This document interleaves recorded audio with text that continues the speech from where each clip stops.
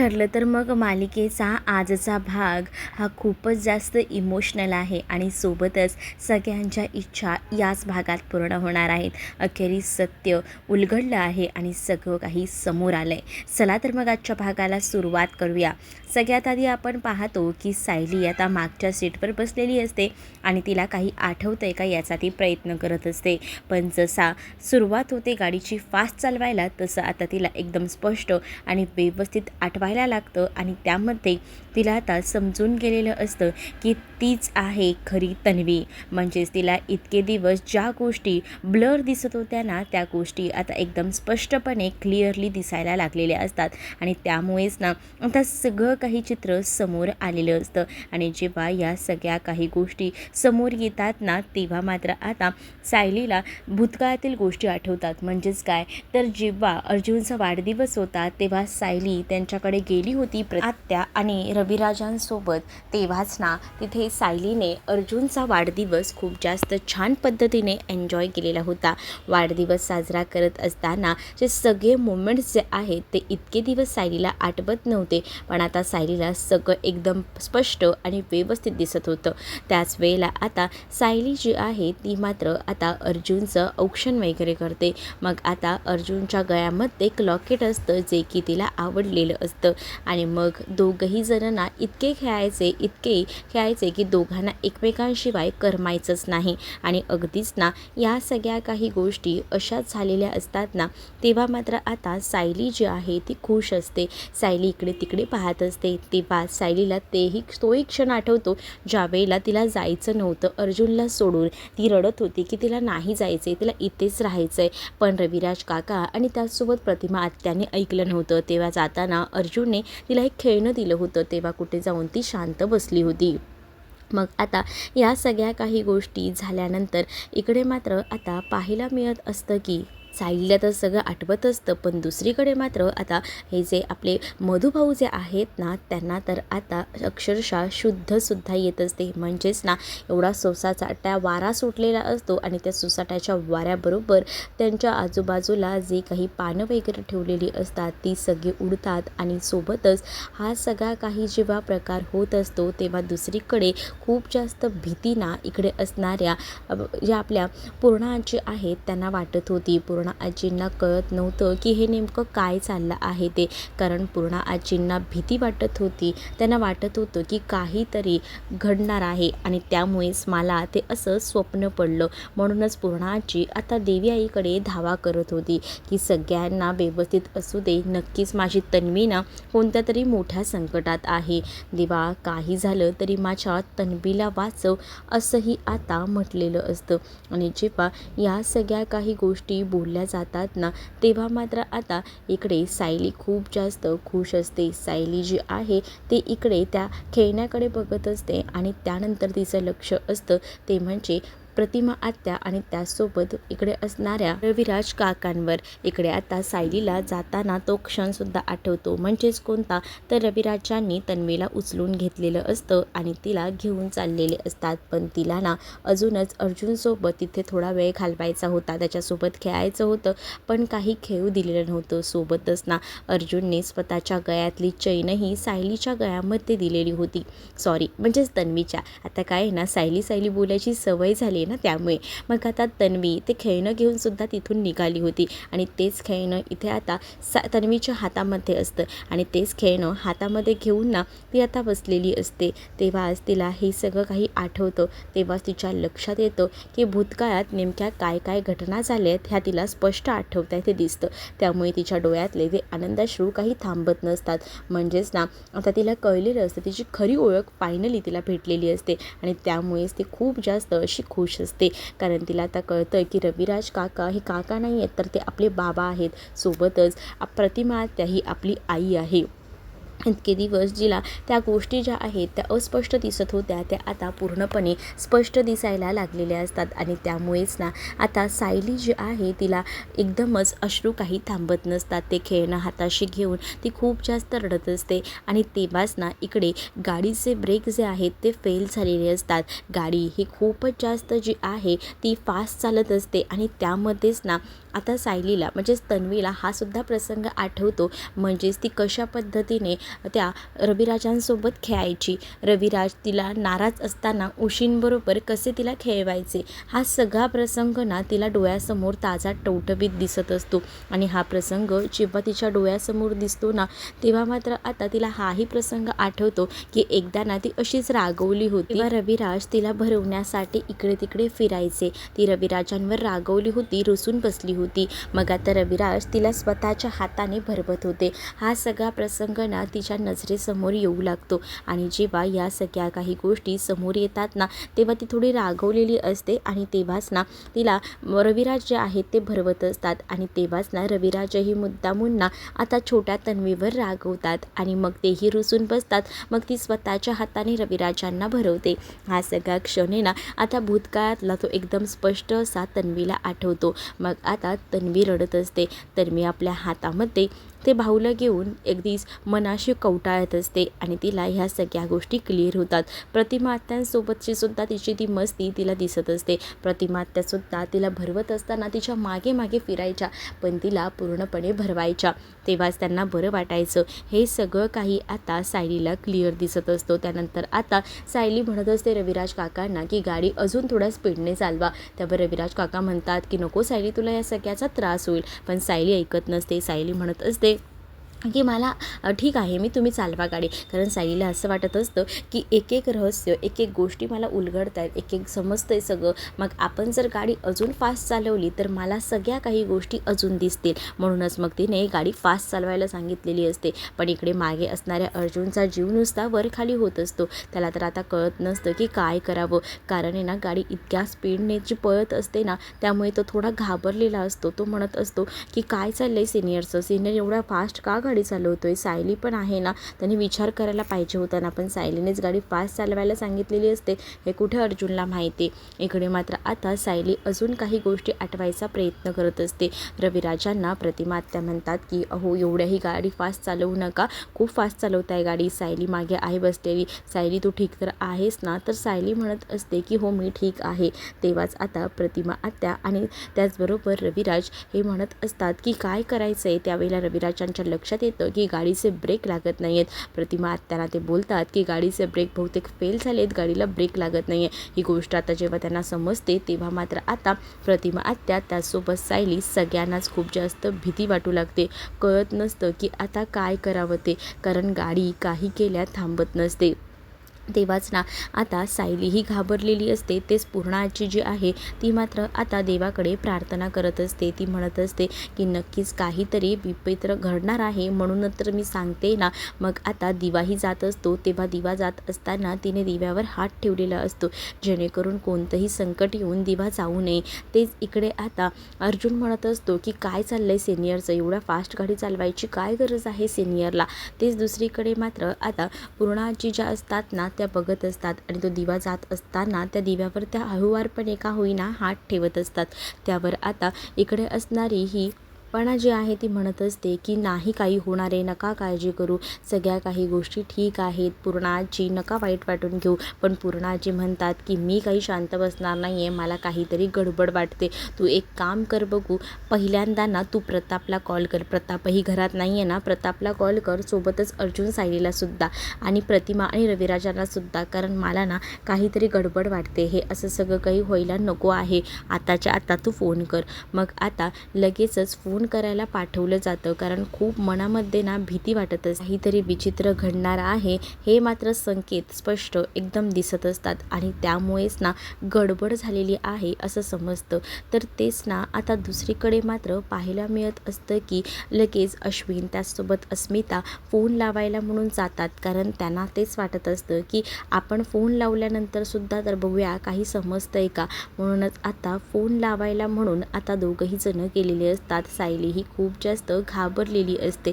जेव्हा सायली घाबरते ना तेव्हा सायलीला आता कळत नसतं की हे काय आहे. कारण सायलीला ऑलरेडी अर्जुनने सांगून ठेवलेलं होतं की तुला काही होता कामा नाही. म्हणून तर अर्जुन ह्या सगळ्या गोष्टी नाही बोलत होता, टाळत होता या सगळ्या गोष्टी करायच्या. पण इकडे सायलीनेच त्याला जबरदस्ती केलेली होती, त्यामुळे त्याच्याकडे दुसरा ऑप्शन नव्हता. त्याच वेळेला आता हा जो ॲक्सिडेंट झालेला होता ना तो सगळा काही प्रसंग ना अगदीच ना ठसठसीत दिसत असतो आणि तो आठवू लागतो सायलीला. म्हणजे भूतकाळात जो अपघात झाला होता त्या अपघातानंतर ती आता कशीबशी लोक सावरत होती आणि मग पुन्हा काहीसं होतंय का अशी कुठेतरी मनामध्ये आता भीती वाटत होती. आणि म्हणूनच मग आता इकडे अर्जुन जो आहे तो येतो आणि सिनियरला म्हणत असतो की गाडीचे ब्रेक प्रेस कर. पण आता गाडीचे ब्रेक फेल झाले आहेत, ब्रेक प्रेसच होत नाही आहेत. ह्या गोष्टी आता रविराजांनी अर्जुनला सांगितलेल्या असतात.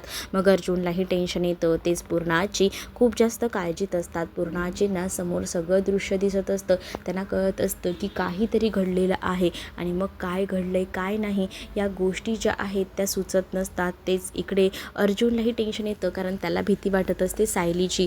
सायलीला काही होता कामा नये असंच वाटत असतं.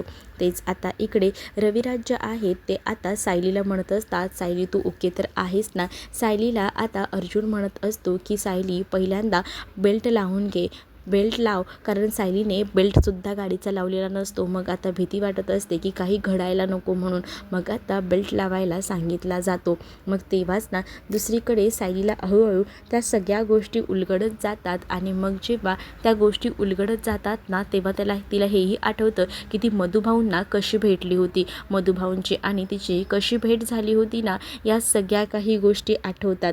मग त्याच वेळेला तिला मधुभाऊंनी आतापर्यंत कसं सावरलं होतं, सगळं काही कशा काय गोष्टी झाल्या होत्या हे सगळं काही आठवतं आणि त्यामुळेच ना आता ती थोडीफार का होईना खुश असते. आणि तेव्हाच इकडे मात्र पाहायला मिळत असतं की रविराज जे आहेत ते मात्र अर्जुनला सांगत असतात की नाही गाडीचे ब्रेक दाबत जात आहे, मग हँडब्रेक दाब, हँडब्रेकही काम करत नाही आहे हेही आता सांगितलं जातं.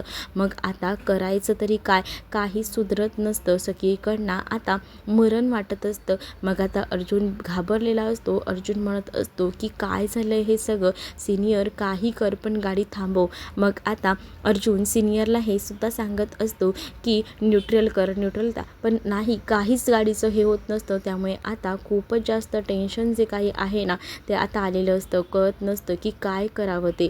मग तेव्हाच इकडे अस्मिता सायलीच्या फोनवर फोन करत असते. तोपर्यंत कल्पनाने सुद्धा कॉल केलेला असतो प्रताप यांना. प्रताप यांना कॉल केल्यानंतर ना आता इकडे प्रताप सांगत असतात की मी ओके आहे. तेव्हाच मग आता विचारलं जातं की सगळं ठीक आहे ना. प्रताप सांगतात मी ओके आहे. तेव्हा कुठे जाऊन बरं वाटतं. तेच आता दुसरीकडे पाहायला मिळत असतं की अश्विन सांगत असतो की मी कॉल करतोय पण दादा कॉल रिसीव्ह करत नाही आहे, सायलीही कॉल उचलत नाही आहे. बापरे, आता त्या दोघांबद्दल घरात सगळ्यांनाच टेन्शन येतं की काय झालं असेल. कल्पना पूर्णाजींना सांगते की पूर्णाजी काळजी करू नका, हे ठीक आहेत, ह्यांना काहीच झालेलं नाही आहे. मग आता ह्या दोघांचं काय, अरे तू कल्पना ऐक ना, काम कर, प्रतिमा आणि रविराजांना सुद्धा कॉल कर आणि बघ ते लोक ठीक आहेत का, असंही आता म्हटलं जातं. मग तेवढ्यातच ना तिथे आता ही सुमन आलेली असते आणि सुमन तिथे येऊन बोलत असते की सायली अर्जुन इथे आले आहेत का.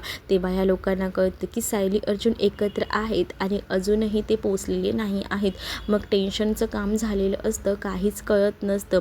तेच आता दुसरीकडे पाहायला मिळत असतं की खूपच भीती वाटत असते की काय घडलं असेल काय नाही, अशी कुठेतरी भीती वाटायला लागलेली असते. सायलीला आता अर्जुन म्हणत असतो की पहिल्यांदा सीट बेल्ट लाव. तेव्हा तिने सीट बेल्ट लावलेला असतो आणि त्याच वेळेला अर्जुन हा आता सिनियरला सांगत असतो की गाडी आहे ना पुढे साईडला लाव, म्हणजे कसं काही झालं ना तरी आता काही व्हायला नको, तू आधी पहिल्यांदा ना गाडी पुढे लाव. मग आता गाडी त्याने कशीबशी पुढे नेलेली असते. मग आता वाटत असतं की गाडी जर एका कोपऱ्यामध्ये लावली तर नक्कीच ना काही भीती नसेल आणि म्हणून मग आता गाडी कोपऱ्याला लावायला सांगितलेली असते. मग अर्जुननेही स्वतःची गाडी एका बाजूला ब्रेक मारून ठेवलेली असते आणि तेव्हाच ना गाडीला जोरात एकदम धक्का लागतो. तेव्हा सायलीचा जीव ठीक तर आहे ना, मुठीत सायली घेऊन बसलेली असते. कळत नसतं की काय करावं ते.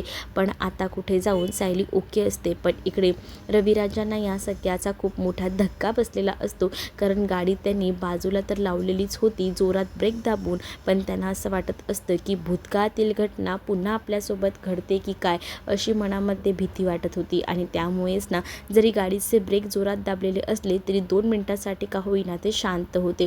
कोणत्याच गोष्टी सुधरत नव्हत्या, काहीच कळतही नव्हतं की हे सगळं चाललंय तरी काय. तेव्हाच ना इकडे मात्र आता अर्जुन लगेच गाडीतून उतरतो आणि बघायला जातो हे ओके तर आहेत ना. तेव्हा तो बघतो तर काय, ही लोक ओके तर असतातच, पण ना इकडे तिकडे त्याची नजर फिरत असते. मग आता अर्जुन पटकन आपल्या गाडीतून उतरतो आणि अर्जुन जसा गाडीतून उतरतो ना तसं आता सिनियरच्या गाडीचे दार उघडायला जातो. सिनियर ओके तर आहेस ना. सिनियर म्हणतो की हो. आणि त्यानंतर आता तो प्रतिमा आत्यांनासुद्धा विचारतो. प्रतिमा आत्यासुद्धा ओके असतात. मग आता तो मागे सायलीकडे जातो. सायलीला म्हणत असतो की सायली सायली तू ठीक आहेस ना. सायली म्हणत असते की हो मी ठीक आहे. तेव्हाच ना इकडे अर्जुन जो आहे तो मात्र आता हळूहळू का होईना गाडीचे दार जे आहे ते उघडतो.